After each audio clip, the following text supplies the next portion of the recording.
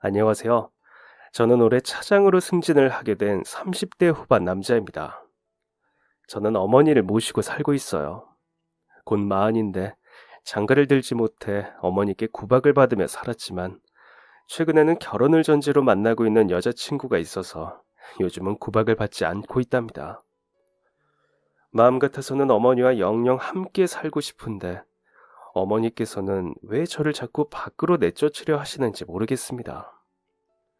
아마 남들처럼 평범하게 살라는 뜻에서 하시는 잔소리겠죠. 어머니와 저는 꽤 끈끈한 사이랍니다.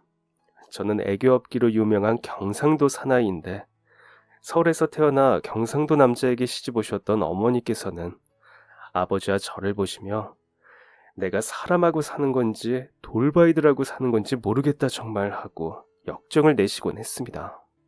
그럼 저희 아버지께서는 어머니 말씀에 아무 대꾸도 하지 않으시다가 소리 없이 마트에 나가 사탕 한 봉지를 사오시곤 했어요. 그것이 아버지만의 애정 표현이었습니다. 그럼 저는 어떻게 했느냐고요? 저는 아무것도 하지 않았어요. 아버지께서 사탕 사오셨으니까 내 마음도 알아주시지 않을까 하고 생각했던 것 같아요. 지금 생각하니 어머니께서 제게 진릴만 하셨네요. 그래도 분명히 말씀드릴 수 있는 건 어머니를 무척이나 사랑했습니다. 세상 무엇과도 바꿀 수 없는 첫 번째 여자가 바로 저희 어머니였으니까요. 마음을 표현하는 것 또한 사람과 사람 사이에 중요한 의무라고 생각하긴 했지만 그게 어쩜 그렇게나 간지럽고 못하겠던지. 표현이 전부가 아니라고 진부한 표현들보다 제 마음속 내면에 있는 사랑만이 진짜라고 애써 합리화했습니다. 마음이 진짜면 표현쯤은 건너뛰어도 상대가 다 알 거라는 착각이었죠. 어머니께서는 제가 뱃속에 있을 때 그렇게 빌기도 하셨대요. 제발 아빠 무뚝뚝한 성격만은 담지 말아라고요. 그 정도로 저는 애교 없고 살갑지 못한 아들이었습니다. 솔직히 사는 내내 그런 제 성격이 바뀔 리가 없을 거라고 생각했었어요. 사람은 못 고쳐 쓴다는 말이 있잖아요. 그런 말이 존재하는 것은 이유가 있다고 생각했어요. 달라져 보려는 노력도 없이 나는 원래 타고난 성격이 이러니까 우리 아버지도 그러시니까 하는 핑계를 대며 살갑지 못한 사람으로 살았습니다. 근데 아니더라고요. 사람이요. 고쳤을 수 있더라고요. 제가 고쳤거든요. 저는 제 스스로 성격을 고쳐먹었다고는 말씀을 못 드리겠어요. 저희 가족에게 일어난 어떤 일 때문에 그렇게 변할 수 있었던 것이기 때문입니다. 제가 26세 대학을 졸업했어요. 곧 27을 앞두고 있었죠.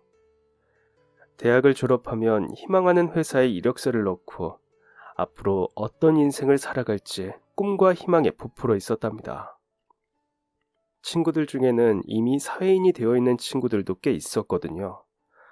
그러니 더 조급한 마음이 있었어요. 드디어 학생 신분을 벗어나 돈을 버는 직장인이 된다는 것이 신이 났었어요. 가족들도 온통 그 이야기였어요.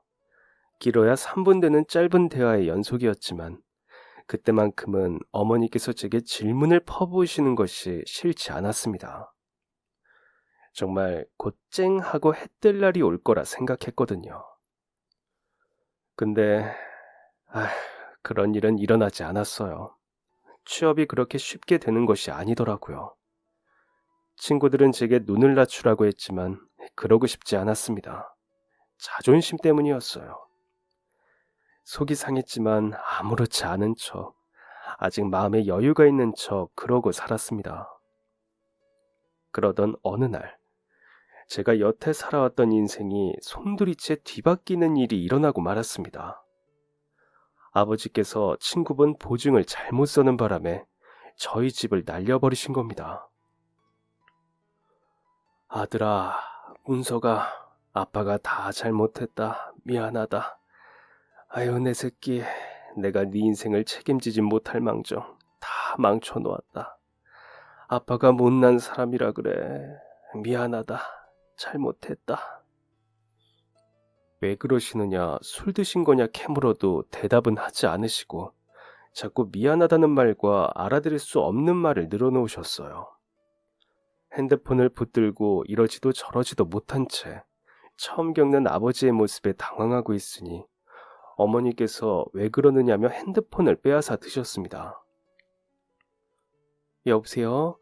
당신 어디에요? 왜 그래? 무슨 일 있어? 그리고는 쩌렁쩌렁하게 들려오는 핸드폰 속 아버지의 목소리. 여보, 숙정아, 내가 다 잘못했다. 오빠, 용서하지 마라. 내가 잘못했다. 아휴, 죽일 놈, 목 같은 놈 욕하고 미워하고 원망해라. 아휴, 미안하다, 미안해. 불길하고 좋지 않은 예감에 아버지를 데리러 가겠다고 벌떡 일어나 뛰쳐나갔지만 저희가 살던 동네부터 아버지 회사 근처까지 싹 다 뒤져보아도 아버지의 모습을 찾을 수가 없었습니다. 그렇게 아버지께서는 밤새도록 집에 들어오지 않으셨고 뜬 눈으로 밤을 지새운 어머니와 저는 오매불망 핸드폰만 바라보며 아버지의 귀가를 기다렸어요. 하지만 끝내 아버지는 집으로 돌아오시지 않으셨습니다. 아버지께서 돌아가셨다는 말을 차마 제게 직접 하지 못하셨던 어머니께서는 핸드폰을 붙들고 제 이름만 하염없이 부르셨습니다. 삶을 등지고 가족들을 등지고 스스로 눈을 감아버린 아버지가 원망스러웠습니다. 아버지께서 떠나고 난 후 어머니께서는 충격에 몇 날 며칠을 잠에서 깨어나지 않으셨습니다. 의식이 없다거나 한 것은 아니었지만 그냥 본인의 의지에 의해 잠에서 깨어나지 않고 계신 것 같았습니다. 충분히 휴식하고 마음의 안정을 취하고 나면 괜찮아질 거라던 의사 선생님의 말을 철석같이 믿었습니다. 하지만 어머니께서는 더 이상 예전의 모습으로 돌아가지 못하셨어요. 완전히 다른 모습으로, 전혀 괜찮지 않은 모습으로 하루하루를 살아가셨습니다. 아버지 덕에 날린 집은 벌써 남의 손에 들어갔고 어머니와 저는 작은 전셋집을 구해 그곳에 들어가 살았습니다. 저는 자연스레 눈을 낮추어 제가 들어갈 수 있는 회사에 입사를 했습니다. 원하던 회사, 원하던 업무는 아니었지만 그곳을 내가 뼈를 묻어야 하는 곳이라고 생각하며 다녔어요. 스트레스를 받는 날이면 주문을 외우듯 속으로 생각했어요. 세상에 힘들지 않은 일은 없다. 여길 나가서 다른 곳으로 간다고 한들 어차피 다 똑같다. 그렇게 주문을 외우지 않으면 버틸 수 없을 것 같았기 때문이었습니다. 어머니께서는 날이 갈수록 몸이 점점 더 불편해지셨어요. 가기 싫다고 하시는 어머니를 억지로 모시고 병원에 가보니 스트레스로 인해 몸 상태가 많이 안 좋으시다는 걸 알게 되었습니다. 일종의 마음의 병이었던 것 같아요. 그런 어머니를 보며 저는 혼자라도 강해져서 어머니를 꼭 지켜야 한다는 생각뿐이었습니다. 어머니께서 몸이 허약해지기 시작하시면서 저는 투잡을 시작했습니다. 어머니를 혼자 집에 두는 것이 마음에 걸렸지만 종종 이모께서 집에 와주셔서 마음 놓고 일을 할 수 있었어요. 낮에는 회사에 출근을 하고 일이 끝나면 편의점에서 밤 12시까지 아르바이트를 했습니다. 곧 좋아지실 거야 라고 생각했던 것과는 달리 어머니의 우울은 깊어져만 갔습니다. 몸에 좋은 한약도 해드리고 이것저것 억지로 드시게 하면서 예전보다 혈색은 좋아지셨지만 우울에서 빠져나오도록 돕는 것은 참 어려웠어요. 그래서 그런지 매일 무언가 커다란 성과를 내야만 하는 회사보다 편의점 알바를 하는 시간이 더 마음이 편했어요. 아침 일찍부터 일어나 회사에서 일과 씨름하다가 편의점에 오고 나면 피로가 몰려왔지만 그래도 손님들을 상대하는 것 외에는 어쩌면 단순한 편에 속하는 업무들을 맡았었기 때문에 잠깐 복잡한 생각들을 내려놓거나 정리할 수 있는 시간이었다고나 해야 할까요? 제가 그렇게 편안한 마음을 먹을 수 있었던 것은 편의점 사장님 덕분이기도 했습니다. 알바를 하던 편의점 사장님은 제게 사정을 묻거나 어떤 질문을 하시기보다는 그저 삶에 대한 격려를 아끼지 않는 편이셨습니다. 힘든 순간은 언젠가 꼭 지나가게 되어 있어. 앞이 보이지 않고 눈앞이 깜깜한 것 같아도 조금만 참고 견디다 보면 언젠가 저 멀리서 빛 한 줄기가 보이더라고. 그냥 문석 씨 말고 다른 알바생들한테도 한 번씩 했던 이야기야. 내가 겪었던 거거든. 이유를 묻지도 개인적인 사정을 묻지도 않았던 사장님께서 해주신 그런 짧은 말씀들은 제가 제 자신에게 허락하지 않았던 마음의 휴식을 가질 수 있도록 하는 것에 큰 도움이 되었습니다. 사장님께 딱히 의지하는 것은 아니었지만 어느 순간부터 작은 고민들을 털어놓아 보기도 하고 대책을 마련해 주시는 건 아니었지만 단순히 이야기를 나누는 것만으로 힘이 났던 것 같아요. 그 편의점에서 쉬지 않고 알바를 한 지도 4년이 흘렀을 때입니다. 그 사이 어머니께서는 파킨슨병을 진단받으셨고 저와 어머니는 한 번 더 힘든 시간을 보내기도 했었어요. 몸과 마음이 계속해서 힘들고 아픈 어머니를 돈을 벌어야 한다는 이유 하나로 일자리에 나서게 하고 싶지 않았습니다. 오히려 어머니께서 병을 진단받으셨을 때부터 제 마음은 더 확고해졌어요. 엄마, 나만 믿어. 내가 먹여 살릴 테니까 엄마는 여기서 더 아프지만 마세요. 언제나 건강할 고민만 하세요. 알았지? 난 이 세상에서 엄마가 제일 중요해. 엄마만 보면서 살아. 우울에 빠졌던 당시 어머니께 실제로 제가 드렸던 말씀입니다. 그때 그 마음이 어머니의 병 진단 이후 더 확고해진 것입니다. 제가 영원히 회사 일과 편의점 알바를 병행하며 살아야 한다고 하더라도 어머니만큼은 힘든 일을 시키지 말자는 것이 저의 고집이었습니다. 그리고 그맘때쯤 조금은 지겹고 지쳤던 저의 마음에 기다려지는 일이 생기기 시작했어요. 그분은 연세가 좀 있으신 할머니셨습니다. 처음 저희 편의점에 오셨을 때를 아직도 똑똑히 기억해요. 그때 할머니께서 입고 계셨던 스웨터에 그려져 있던 무늬까지도 모조리 기억이 납니다. 4년 넘는 기간 동안 같은 시간에 쭉 편의점 아르바이트를 해오면서 처음 겪는 특이한 일이었거든요. 그 할머니는 편의점 문을 열고 들어와 저를 한참 구경하듯 보시다가 빵이 진열된 매대에서 크림빵 하나를 집어 계산대로 가져오셨습니다. 그리고는 계산된 그 크림빵을 가져가지 않으시고 그대로 몸을 돌려 출입문으로 향하셨어요. 종종 그렇게 구매하신 상품이나 카드, 잔돈 같은 것들을 깜빡하고 놓고 가는 손님들이 있었기에 저는 여느 때처럼 크림빵을 들고 계산대 밖으로 나가 그 할머니를 쫓아갔습니다. 손님, 이거 가지고 가셔야죠. 그런데 할머니께서 아무런 말 없이 그 빵을 도로 제 손에 밀어주시는 겁니다. 저는 당황해서 한 번 더 여쭈었어요. 이거 계산하셨으니까 가지고 가셔야죠, 어르신. 혹시나 하는 마음에 한 번 더 설명을 드렸는데도 그 할머니께서는 아니라는 듯 한 손을 저어 보이며 그 빵을 제 품에 밀어 넣으시더군요.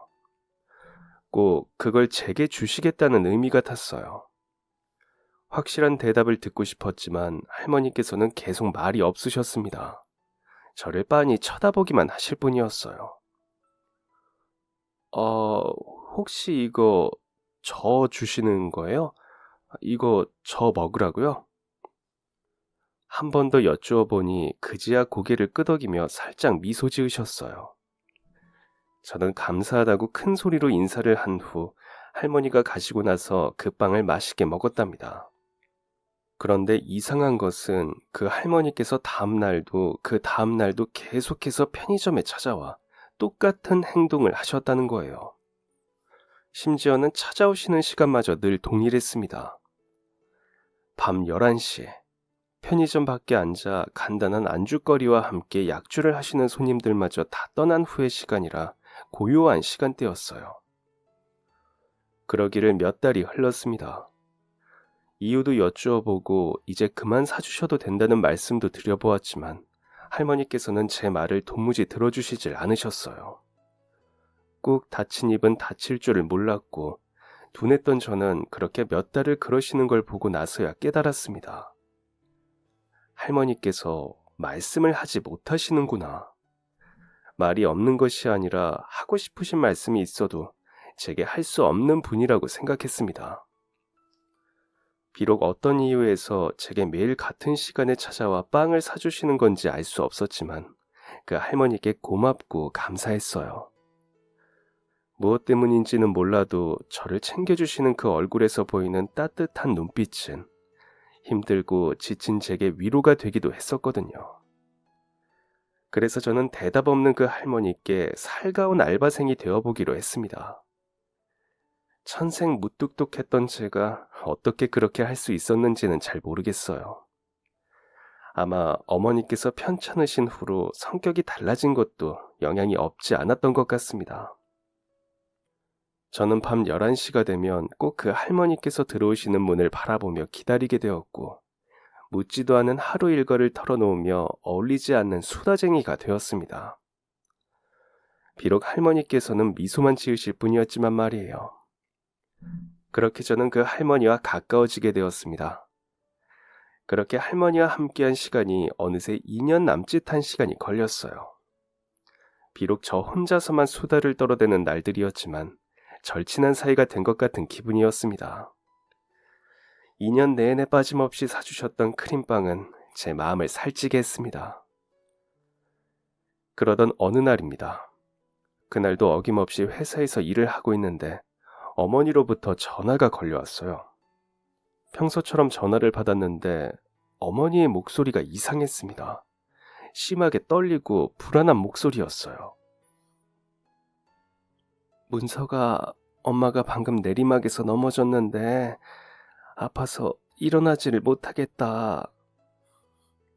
저를 부르는 떨리는 목소리에 1차로 심장이 쿵 내려앉았고 내리막에서 넘어지셨는데 아파서 일어나지를 못하겠다는 말씀에 2차로 심장이 쿵 떨어졌습니다.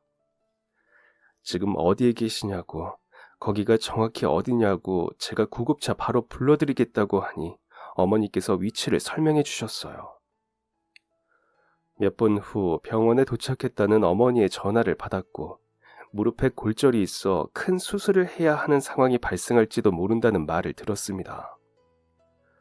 안 그래도 몸이 불편하신데 무릎까지 다치셨으니 얼마나 눈물이 나실까.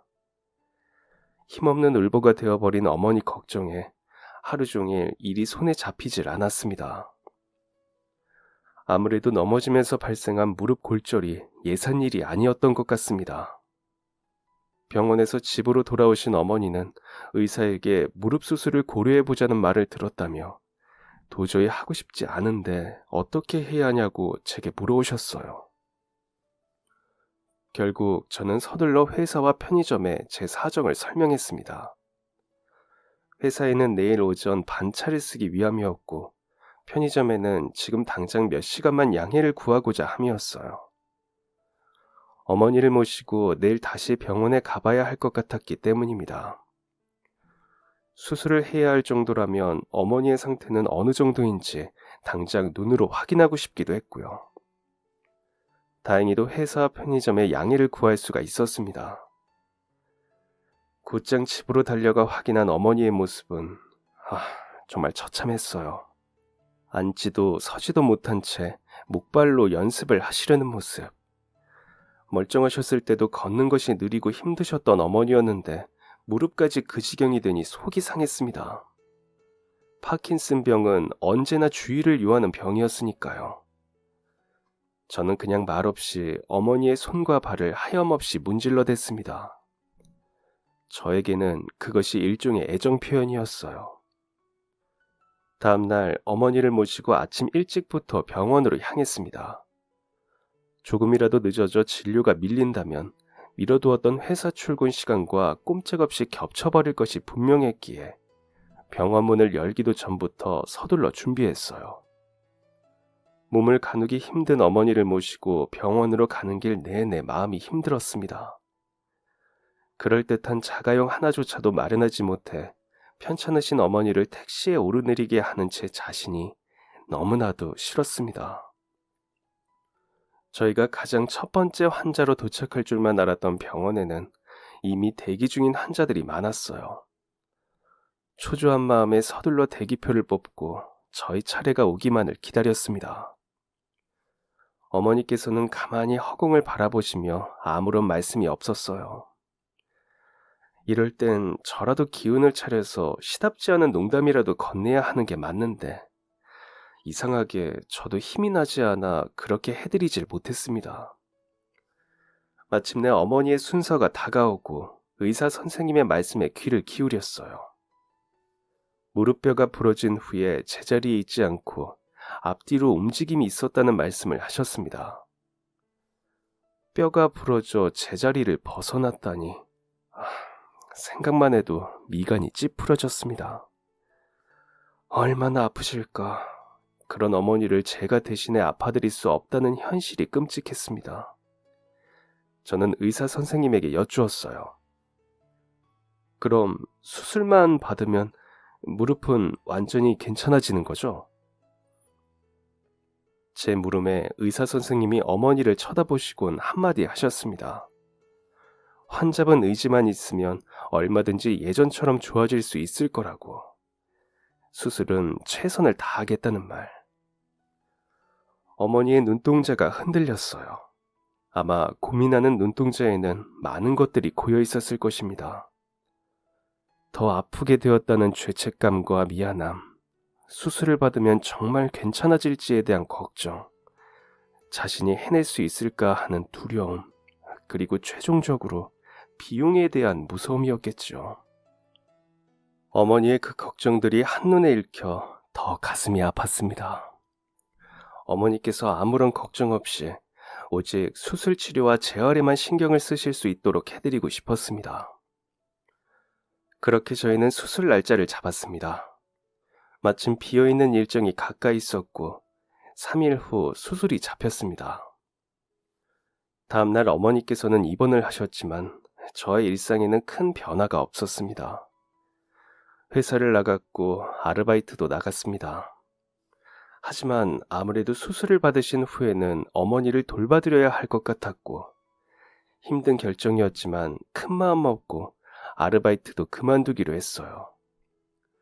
생활비가 많이 모자랄지도 모르지만 가장 필요한 것은 자식인 제가 옆에 있어드리는 일이라 생각했기 때문입니다. 그래서 어머니의 수술 결정이 났던 그날 편의점 사장님께 사정을 말씀드리고 아르바이트를 관두겠다고 했었습니다. 어머니께서 안 그래도 몸이 편찮으시다 하지 않았어? 아이고, 어머니도 어머니지만 자네도 많이 힘들겠다. 언제나 제게 잘해주셨던 사장님께서는 이번 일에도 안타까운 듯 말씀하셨습니다. 그만두지 말고 어머니 회복이 끝나고 나면 다시 일을 하러 오라는 말씀도 덧붙이셨어요. 충분한 시간만큼 기다려줄 수 있다고 말입니다. 하지만 저는 사장님의 그 말씀에 차마 그러겠다고 대답하지 못했습니다. 얼마나 될지 모르는 기간을 무작정 기다려달라고 부탁드릴 수도 없는 노릇이었고 무엇보다 앞으로는 그냥 어머니를 혼자 둘 수 없겠다는 생각 때문이었어요. 병원에 계실 때는 물론이고 그 후에도 옆에서 챙겨드려야겠다고 생각했습니다. 그래도 갑작스럽게 그만두는 것이 왠지 사장님께 죄송해서 남은 3일 동안만이라도 최선을 다해 근무하기로 마음먹었어요. 그렇게 3일을 남겨두고 근무를 하던 그날 밤 11시에 어김없이 문이 열렸고 여러 가지 일로 잠시 잊고 있었던 크림빵 할머니께서 들어오셨습니다. 힘차게 인사하는 저의 목소리에도 할머니께서는 미소 짓는 얼굴로 고개만 끄덕일 뿐 여전히 말이 없으셨습니다. 그리고는 툭 약속된 듯 계산대 위에 놓이는 크림빵 하나. 또 이걸 나 주시겠지라고 생각하며 바코드를 찍었습니다. 당연한 듯 할머니께서 계산된 크림빵을 제 앞으로 내미셨어요. 감사하다고 큰 소리로 인사를 드린 후 늘 그랬듯 그날도 웃는 얼굴로 할머니께 같이 나누어 먹자고 말씀을 드려보았지만 역시나 웃으며 손사래를 치기만 하실 뿐이었습니다. 여러 일이 많아 맨입에 빵을 집어넣는 것이 그날따라 유독 목이 메여왔어요. 저는 괜히 창밖에 내리는 빗줄기를 보며 날씨 이야기나 늘어놓았습니다. 저는 비 오는 날이 싫더라고요. 괜히 기분이 우중충한 것이. 할머니께서는 비 오는 날 좋아하세요? 오늘도 대답이 돌아오지 않는 질문과 이야기만 혼자 늘어놓았지만 할머니께서는 한결같은 표정으로 저를 구경하듯 바라보시기만 했습니다. 그렇게 제가 빵을 입속으로 다 밀어 넣으니 할머니께서는 아쉬운 듯 발걸음을 돌리셨습니다. 조심해서 들어가시라고 큰 소리로 인사를 드리다 문득 제가 편의점을 관둔 후에도 할머니께서 찾아오시면 어쩌나 하는 생각이 번뜩 스쳐갔습니다. 그래서 계산대를 빠져나와 문을 열고 나가시려는 할머니의 손목을 붙잡았어요. 할머니, 저 말씀 안 드린 게 있어서요. 저 3일 뒤 여기 알바 그만두게 됐어요. 저희 엄마가 몸이 아프셔서요. 그래서 더 일을 못할 것 같아요. 아쉬워서 어떡하죠? 이제 이렇게 할머니랑 수다 떠는 날이 이틀밖에 안 남았어요. 그동안 저한테 다정히 대해주셔서 정말 감사했습니다.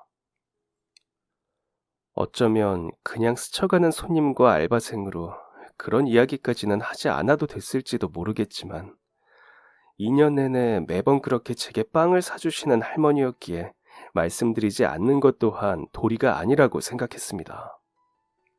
저도 진심으로 고맙고 아쉬운 마음이 들었기도 하고요.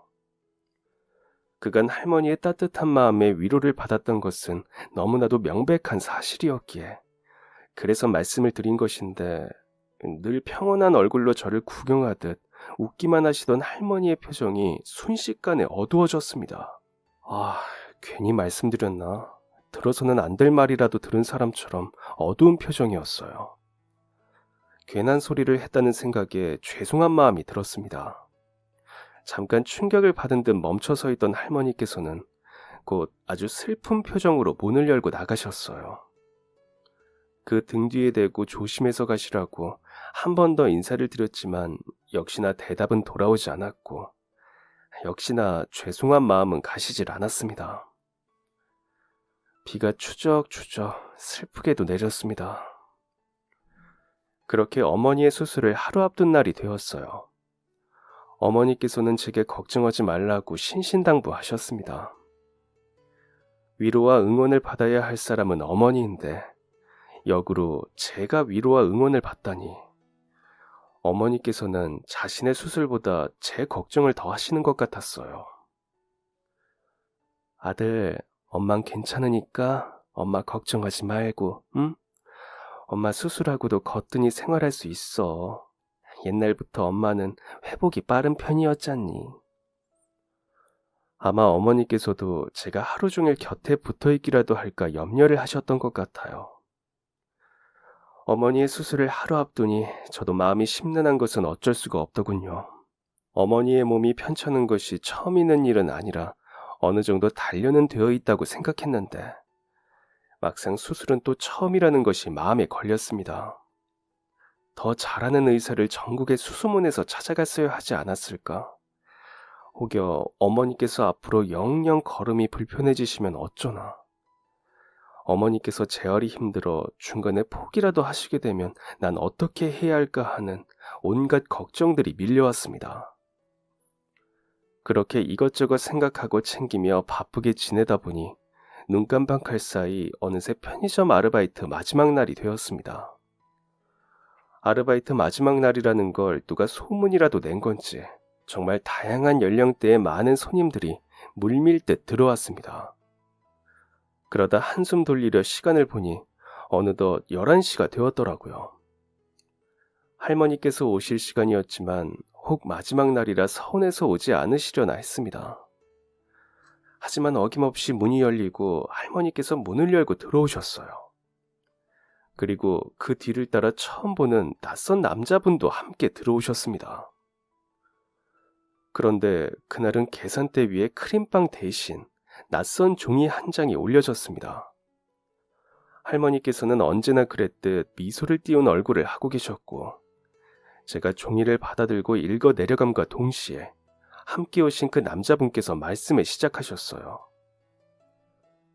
안녕하세요. 오문석 씨 본인이신가요? 그 남자분이 갑자기 제 이름을 물어오셨어요.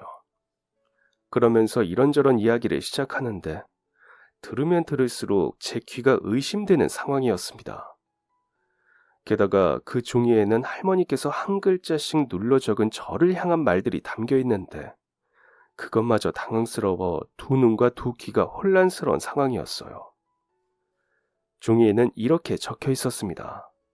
매일 귀찮게 찾아와서 빵 한 조각이 사주는 이 할머니를 귀찮아하지 않고 살가운 얼굴과 목소리로 맞이해 주어서 정말 고마웠어요. 알다시피 나는 말을 못합니다. 말을 하고 싶어도 입이 트이지를 않아 이렇게 침묵 속에 살고 있답니다. 내가 말을 잃은 것은 지금으로부터 6년 전이에요. 내게는 하나뿐이었던 세상 무엇과도 바꿀 수 없이 소중했던 손자를 잃었거든요. 그 충격으로 이렇게 나는 말을 할 수 없는 사람이 되었습니다. 내 마음속 깊은 곳에 있는 무언가가 스스로 입을 닫아버리기로 결심했나 봅니다. 그렇게 말을 못해 답답한 나를 미워하거나 귀찮아하지 않고 매번 예쁜 얼굴로 맞이해줘서 정말 고마웠어요. 그게 너무 고마워서 선물을 하고 싶은데 부디 받아주면 고맙겠어요. 그동안 제게 고마웠다는 할머니의 마음이 담긴 그 글을 다 읽어갈 때쯤 함께 오신 남자분이 무언가를 건네셨습니다. 건네신 것은 다름 아닌 사진 한 장이었어요. 20살 초반쯤으로 보이는 남자가 활짝 웃고 있는 사진이었습니다. 그런데 그 사진 속 얼굴이 저를 많이 닮아 있었습니다. 너무 닮아서 꼭 어디선가 본 적이 있는 것만 같은 그런 묘한 기분이 들 정도였어요. 그런 생각을 하는 중에 함께 오신 그 남자분이 말을 이어갔습니다. 정말 많이 닮았죠? 저도 오늘 실제로 뵙고 많이 놀랐습니다. 정말 많이 닮아서 회장님께서 손자분을 잃고 많이 힘들었던 시기에 우연히 이 앞을 지나다 선생님의 얼굴을 보고 그렇게 인연이 시작되었던 것 같아요. 너무 닮아서 처음에는 손자분이 살아 돌아온 줄로만 알았다고, 그렇게 홀린 듯 여기 들어오시게 되었다고 하시더라고요. 저도 이렇게 뵙고 나니 왜 그렇게까지 하셨는지 완전히 이해가 갈 정도네요. 그래서 말인데 회장님께서 꼭 하시고 싶은 말씀이 있다고 하셔서 제가 이렇게 함께 왔습니다. 저는 변호사 이인환이라고 합니다. 소개가 늦었네요. 할머니와 함께 오신 남자분은 변호사라고 하셨습니다. 할머니를 회장님이라고 칭하면서 사실 할머니께서 유산을 증여하고 싶어 하신다는 말씀을 전하셨습니다. 사실 제 눈으로 보아도 제가 할머니의 손자분과 놀랍도록 닮았긴 했지만 그렇게 닮았다는 이유 하나로 할머니의 유산을 물려받을 일은 아니라고 생각했습니다.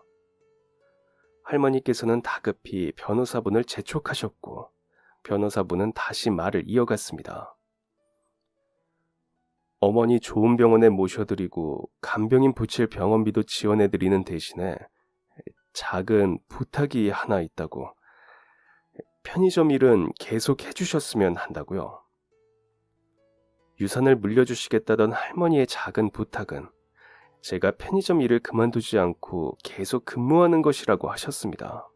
유산을 물려주시겠다는 커다란 보상에 비해 할머니의 부탁은 너무나도 소박하고 작은 것이었습니다. 손자를 닮은 저를 계속해서 지켜보시고 싶었던 것이었겠죠. 할머니의 그 제안은 참 고마운 말씀이었지만 저는 차마 승낙할 수가 없었습니다. 어떤 삶을 살아오셨는지는 몰라도 평생을 힘들게 일해 모은 돈을 피 한 방울 섞이지 않은 남인 제가 받을 수는 없는 것이라고 생각했거든요. 그래서 결국 죄송한 마음으로 거절을 하게 되었습니다. 죄송합니다. 그러지 않으셔도 괜찮아요. 2년이나 뵙고 지내면서 저도 많이 웃기도 하고 어르신 덕에 힘도 얻는 날들이 많았어요. 할머니께 그런 사정이 있는 줄은 정말 몰랐습니다.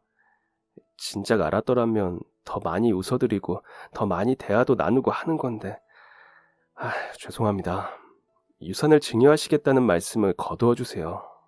제가 그럴 자격이 있는 것도 아니고 차마 그럴 수가 없네요. 몇 번이나 더다시 한 번 더 생각해달라던 할머니와 변호사분은 그렇게 저의 완곡한 거절에 결국 포기하고 편의점 문을 떠나셨습니다. 기회가 된다면 다음에 또 만나자는 희미한 약속을 나눈 채 말이에요. 그런데 그 상황이 갑자기 뒤바뀌게 되었습니다. 편의점 사장님과 마지막 인사를 나누고 아쉬운 발걸음을 돌리던 그때 제게 걸려온 한 통의 전화 덕분이었습니다. 그 전화는 다름 아닌 이모의 전화였어요.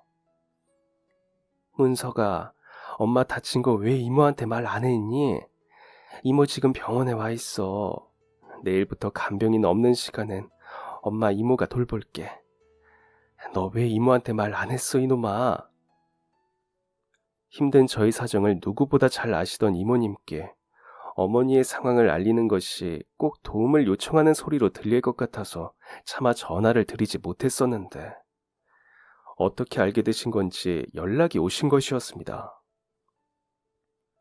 내가 챙기는 게 내 속이 편하니 그러지. 전 그러면 이모 바쁜 일 있을 때만 네가 와 있으면 되잖아. 나도 우리 언니 걱정돼서 그런다, 응? 이모와 한참 동안 실랑이를 벌이고 나서야 번갈아 가며 어머니를 돌보기로 하고 통화를 끝마칠 수 있었습니다. 그렇게 전화를 끊고 나니 이모에게 감사한 마음과 함께 주머니에 고이 접어들어 있던 크림빵 할머니의 편지가 생각났어요. 이 편의점 일 그만두지 말고 그 할머니 계속 배워라는 하늘의 뜻인가? 결국 저는 다시 편의점 문을 열고 들어가 사장님께 말씀드렸습니다. 사장님은 나야 당연히 오케이지 하고 다시 일할 수 있게 환영해 주셨어요. 말을 번복한 저를 흔쾌히 받아주신 사장님께 감사 인사를 드리며 이모와 합의했던 일정에 맞춰 아르바이트 날짜를 정했습니다. 예전처럼 매일 출근을 하는 것은 아니었지만 일주일에 3번 출근하여 그 할머니를 뵐 수 있다는 것이 아주 마음이 놓였어요. 다음날 어머니의 수술을 위해 병원으로 향했습니다. 수술을 하시는 동안 이모와 만나 어머니에 관한 많은 대화를 나누었어요. 혼자였다면 길게만 느껴졌을 수술 시간이 이모와 함께 계신다는 이유만으로 덜 길게 느껴졌습니다. 어머니의 수술은 이상 없이 잘 마무리되었습니다. 회복실에서 입원실로, 입원실에서 식사를 하시는 모습까지 보고 난 후에야 저는 집으로 돌아가 잠을 청할 수 있었습니다. 그리고 다음날 출근길에 그때 그 변호사분이 주고 가신 전화번호로 연락을 드렸습니다. 왠지 그런 연락을 드리는 것이 쑥스럽기도 하고 조심스럽기도 했지만 하지 않는 것보다 하는 것이 나은 상황이라고 생각해 그렇게 할 수 있었던 것 같아요. 안녕하세요. 저 어제 배웠던 편의점 알바생 오문석입니다. 저 다름이 아니라 제가 예전처럼 매일 근무는 못하더라도 앞으로 일주일에 3일은 근무를 하기로 했어요. 어르신께서 편의점은 그만두지 않으면 안 되겠냐고 하셨던 것이 생각나서 이렇게 연락드립니다. 그랬더니 너무 반가운 말투로 꼭 할머니께 그 말을 전하겠다고 변호사분은 말씀하셨습니다. 그러자 편의점 출근을 다시 하게 된 첫날에 바로 할머니께서 찾아오셨어요. 똑같은 시간인 밤 11시에 여전히 밝은 얼굴을 하시고 말이에요. 다시 만나서 반갑다는 듯 마치 오랫동안 보지 못했던 사람과 재회하는 것 같은 표정으로 할머니께서는 크림빵을 건네셨어요. 저는 할머니의 손을 붙들고 말씀드렸습니다. 어르신, 이제 저한테 빵 그만 사주셔도 돼요. 그냥 가끔 가다 오셔서 이렇게 이야기 나누다 가셔요. 할머니께서는 이제 말없이 웃기만 하시는 것 외에 종이에 한마디씩을 적어 제게 보여주시곤 했습니다. 그럼 저는 할머니의 그 메모를 보고 대화를 나누었죠. 제가 왜 다시 편의점 일을 할 수 있었는지, 병원에 계신다던 어머니께서는 몸이 어떠신지 등을 궁금해하셨어요. 저는 할머니께 모든 것을 솔직하게 말씀드렸습니다. 무조건 그만둬야 하는 상황이었는데 어머니 곁에 이모께서 와주셨고, 감사하게도 번갈아 가며 어머니를 돌보기로 했다고, 수술을 잘 받으시고 회복 중이라는 말도 덧붙였어요. 그리고 편의점 사장님께서도 제 번복을 미워하지 않으시고 좋게 봐주신 덕분에 계속 일을 할 수 있게 되었다고 말씀드렸습니다. 그랬더니 할머니께서는 또 가만히 미소 지으며 저를 구경하듯 바라보시다가 마음이 놓여 라고 글자를 써주셨어요. 예전처럼 매일 만나지는 못했지만 제가 알바를 나오는 날을 기억하신 할머니께서는 언제나처럼 그 시간에 저를 찾아오셨습니다. 그리고 그렇게 알바를 그만두지 않고 다시 일을 한 것도 1년이 흘렀어요.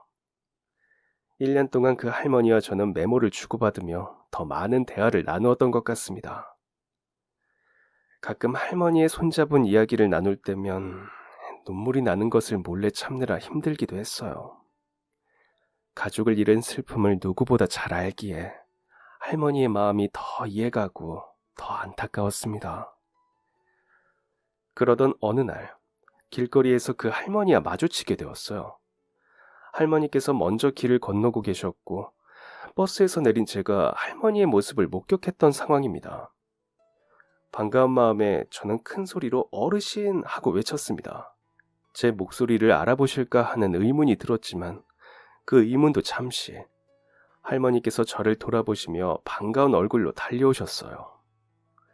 그리고 이어지는 할머니의 한마디에 저도 놀라고 할머니도 놀라고 말았습니다. 아이고. 단 3글자였지만 똑똑히 들었습니다. 할머니의 목소리를요. 방금 말씀하셨어요. 그쵸? 너무 놀라서 눈이 휘둥그레진 저만큼이나 말씀을 뱉은 할머니께서도 놀라신 것 같았어요. 둘 다 놀란 채로 입을 틀어막고 한참을 굳어서 거리에 서 있었어요. 할머니께서 다시 말을 하실 수 있게 된 것입니다. 그 자리에 서서 한참 서 있던 할머니께서는 끝내 눈물을 흘리셨습니다. 다시 말을 할 수 있는 날이 올 줄 몰랐다고, 뜻하지 않는 곳에서 저를 보니 이렇게 입이 트였나 보다라고 하시면서 말입니다. 그로부터 며칠 후 더 밝아진 얼굴의 할머니께서 저를 찾아오셨습니다. 그날따라 딸랑 울리는 편의점 방울소리가 기분이 너무 좋았습니다. 그리고 그날 저는 차마 끝까지 거절할 수 없는 너무나도 귀한 선물을 받게 되었어요. 그날따라 할머니께서 문을 열고 들어오시자마자 냅다 그동안 살아오신 이야기를 하셨습니다. 할머니께서 하신 이야기를 쭉 들어보니 할머니께서는 동네에 건물 몇 채를 갖고 있는 알부자이셨더라고요. 그리고 진지한 표정을 하시고는 저번에 말씀하셨던 유산 이야기를 꺼내셨고, 안 된다고 못 박는다 말씀드리자 이야기를 바꾸어 그럼 건물을 하나 주고 싶으시다고 고집을 피우셨어요. 내가 2다리 뻗고 잘 수 있을 것 같아서 그래. 그리고 너도 이 건물을 받아 평소에 고마웠던 분들한테 마음을 갚을 수 있을지 모르지 않느냐. 저에게 따뜻한 마음을 많이 받아 그렇게라도 무언가를 나누어 주지 않으면 2다리를 뻗고 주무실 수 없다는 할머니의 말씀은 제가 하고 싶은 이야기이기도 했습니다. 정체 모를 낯선 할머니로부터 받았던 따뜻한 위로의 시간들이 고맙고 감사해서 이모의 도움을 핑계 삼아 할머니를 다시 만나려 편의점 일을 다시 하게 되었던 저의 마음과 같다고 생각했습니다.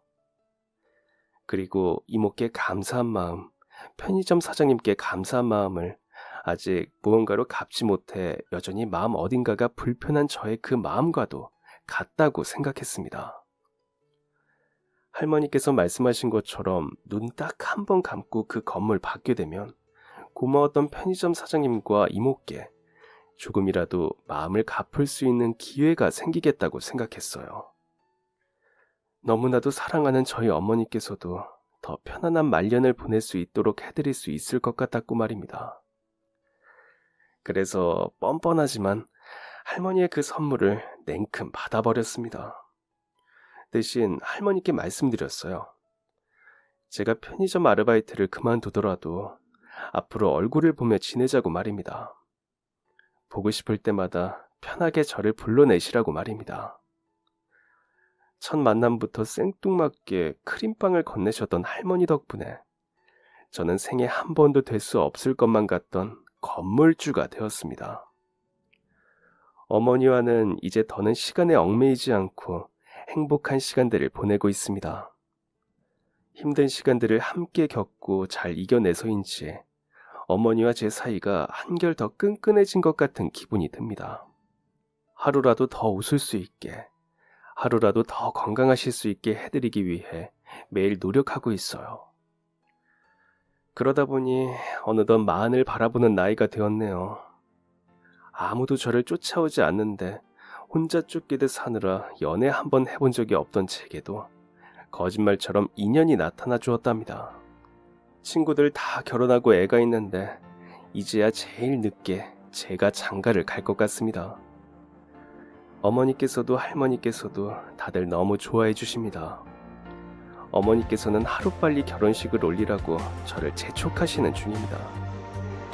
글을 마치며 제 작은 바람이 있다면 더 이상 아무도 아픈 일 없이 건강했으면 좋겠습니다. 그래야 비로소 제가 행복하거든요. 그럼 지금까지 사연 들어주셔서 감사합니다. 사연이 재밌으셨다면 구독과 좋아요 부탁드려요. 감사합니다. 안녕히 계세요.